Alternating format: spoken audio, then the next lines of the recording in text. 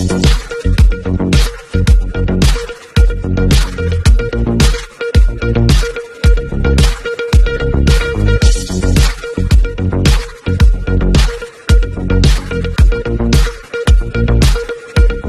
నటుడు మోహన్ బాబు చేసిన దాడిలో తలకు బలమైన గాయం తగిలి సోమాజిగూడలోని యశోద ఆసుపత్రిలో చికిత్స పొందుతున్న టీవీ9 జర్నలిస్ట్ రంజిత్ ను గురువారం నాడు తెలంగాణ రాష్ట్ర వర్కింగ్ జర్నలిస్ట్ సంఘం రాష్ట్ర అధ్యక్షులు కె విరహత్ అలీ పరామర్శించారు.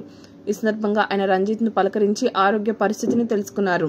రంజిత్ తలపై మోహన్ బాబు లోగోతో బాదడంతో తగిలిన బలమైన గాయం చూసి విరహత్ ఆందోళన వ్యక్తం చేశారు. ఈ సంఘటనను తమ సంఘం తీవ్రంగా పరిగణిస్తుందని, నిందితుడికి చట్టపరంగా శిక్ష పడేంత వరకు ఆందోళన కొనసాగిస్తామని భరోసా ఇస్తూ రంజిత్ కు ఆయన ధైర్యాన్ని అందించారు.